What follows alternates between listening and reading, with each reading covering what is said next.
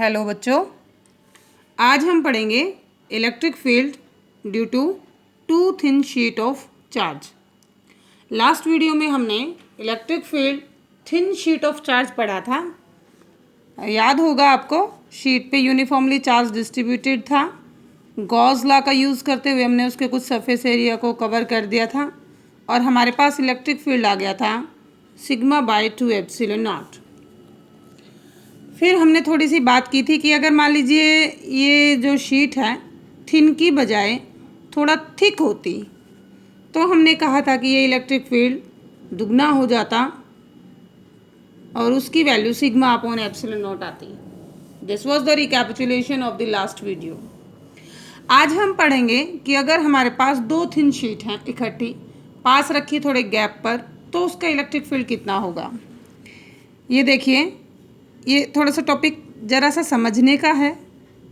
Diagram को समझ लीजिए, सारा टॉपिक आपको अच्छे से कवर हो जाएगा। मान लीजिए कि ये शीट है, फर्स्ट शीट, जिसकी वजह से इलेक्ट्रिक फील्ड हम कहेंगे कि इवन है। आप देख पा रहे हैं कि जो चार्ज है वो पॉजिटिवली डिस्ट्रीब्यूटेड है। हम यहाँ पर इसके इलेक्ट्रिक फील्ड को एक बार रिप्रेजेंट कर देते हैं, डायरेक्शन ड्रॉ कर लेते हैं। आफ्टर दैट आपको कुछ प्रॉब्लम नहीं होगी। यहाँ पे डायरेक्शन रहेगी E1, फर्स्ट सीट है इसलिए हमने इसको 1 लिख दिया डायरेक्शनल। इधर भी डायरेक्शन होगी E1। थोड़ा सा और दूर चलते हैं, यहाँ पर भी डायरेक्शन होगी यही, दैट इज़ E1। मैंने थोड़ा दूर इसलिए लिया कि हम बीच में एक शीट को और इंट्रोड्यूस करने वाले हैं। हालांकि फील्ड वेरी कर रहा है, जैसे जैसे आप दूर जाएंगे कम होता जाएगा, लेकिन हम यहाँ पर डायरेक्शन की बात कर रहे हैं और यहाँ पर ये मानकर चलेंगे कि हम बहुत दूर की बात नहीं कर रहे, शीट के आसपास ही फील्ड फाइंड आउट करने की कोशिश कर रहे हैं। तो ये कुल मिला के हमारा केस है। अब ये शीट हमने रख दी फर्स्ट। अब यहाँ पर मैं रख देती हूँ एक second sheet of charge. Positively charge ही है ये भी, हम नेगेटिव का भी केस डिस्कस करेंगे। Let the seat is 2 second. अब इसकी इलेक्ट्रिक फील्ड की एक बार डायरेक्शन ड्रॉ कीजिए। पॉजिटिव है तो आउटवर्ड होगा E2, पॉजिटिव है तो आउटवर्ड होगा E2, और यहाँ पर भी पॉजिटिव है तो आउटवर्ड होगा E2। आप देख पा रहे हैं इस डायग्राम में हमारे पास 3 पोर्शन आ जाते हैं। First one is left side of the sheet, second one is in between the charge sheet and third one is right side to the sheet. अब यहाँ पर हम अगर मान लीजिए इस मिडल पॉइंट को ओरिजिन मान लें तो मैथमेटिक्स ये कहता है कि लेफ़्ट वाली वैल्यू सारी नेगेटिव होंगी और राइट वाली सारी पॉजिटिव होंगी। मैं इस केस में 2 अजम्पशन मान के चल रही हूँ। पहली कि जो चार्ज डिस्ट्रीब्यूशन है वो यूनिफॉर्म है, मींस जो चार्ज का डिस्ट्रीब्यूशन कर रखा है वो हर शीट पे हर जगह सेम है। और दूसरा कि जो ये दोनों शीट हैं बिल्कुल आइडेंटिकल हैं, same amount of charge distributed है और शीट बिल्कुल आइडेंटिकल हैं, तो ऑब्वियसली E1 और E2 की वैल्यू सेम रहेगी। अगर हम आइडेंटिकल नहीं लेते हैं, दोनों शीट को अलग अलग लेते हैं, तो यहाँ पर चार्ज का डिस्ट्रीब्यूशन सिग्मा 1 ले लेंगे और यहाँ पर चार्ज का डिस्ट्रीब्यूशन सिग्मा 2 ले लेंगे, सरफेस चार्ज डेंसिटी। अब देखिए, मैं दोनों को सेम मानकर चल रही हूँ, अलग अलग में आप सिग्मा 1 प्लस सिग्मा 2 लिख सकते हैं। अब हमें इलेक्ट्रिक फील्ड फाइंड आउट करना है इन 3 रीजन में, first, second and third. First region के इलेक्ट्रिक फील्ड की बात करते हैं हम, E ऑफ फर्स्ट। तो यहाँ पर देखिएगा आप दोनों की डायरेक्शन सेम है तो total field will be E1 plus E2। अगर डिस्ट्रीब्यूशन सेम नहीं होता चार्ज का, शीट आइडेंटिकल नहीं होती, तो it will be sigma 1 upon 2 epsilon naught which is due to the first sheet plus sigma 2 upon 2 epsilon naught which is due to the second sheet.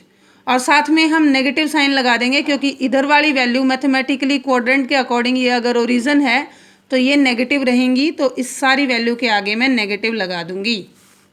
लेकिन अगर मेरी sheet बिल्कुल आइडेंटिकल है तो E1 प्लस E2 ओवरऑल ये value आ जाएगी sigma upon 2 epsilon naught into 2 और टोटल वैल्यू हो जाएगी सिग्मा अपॉन एप्सिलॉन नॉट।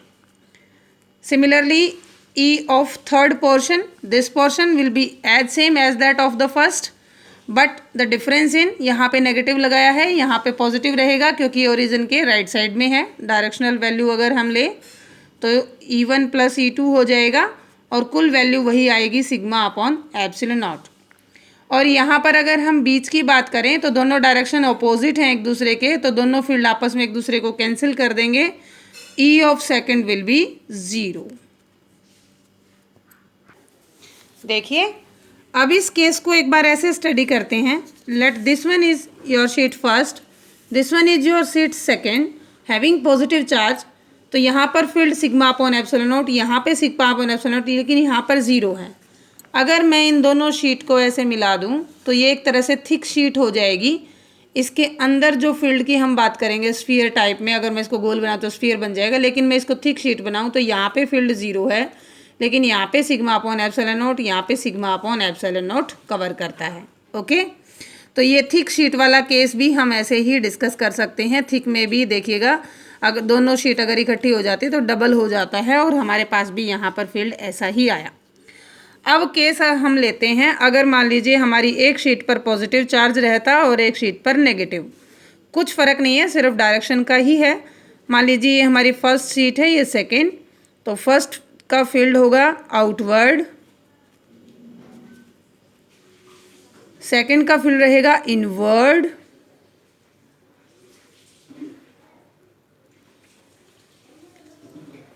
यहाँ पर आप अगर ऊपर वाले टॉपिक को समझ पाए हैं तो यहाँ पर आप देखेंगे ये दोनों फील्ड अपोजिट हैं, इक्वल अपोजिट, यहाँ पे भी इक्वल अपोजिट। तो यहाँ पे नेट चार्ज 0, यहाँ पे भी नेट फील्ड 0, लेकिन यहाँ की अगर हम बात करें तो दोनों डायरेक्शन सेम हैं, दोनों ऐड हो जाएंगी। टोटल इलेक्ट्रिक फील्ड होगा 2 of E, that is 2 sigma upon 2 epsilon not, they will cancel down, total field will be sigma upon epsilon not. ये कुछ ऐसा रहेगा। ये पॉजिटिव शीट है और ये नेगेटिव शीट है, ये पॉजिटिव शीट, ये नेगेटिव शीट, और तो हमारा टोटल इलेक्ट्रिक फील्ड यहाँ पर रहेगा, इसके बीच में यहाँ कोई फील्ड नहीं रहेगा। This arrangement you will study in next chapter. ये कैपेसिटर की तरह काम करेगा, एक पॉजिटिव प्लेट एक नेगेटिव प्लेट, उसका इलेक्ट्रिक फील्ड यहाँ बीच में रहेगा और उसकी वैल्यू होगी sigma upon epsilon not. Topic समझ आ गया होगा, आई होप आपको। बुक में से ज़रूर स्टडी करते रहिए, टाइम को यूटिलाइज ज़रूर करना है आपको। You don't have to waste even a single second. Thanks for watching and keep watching.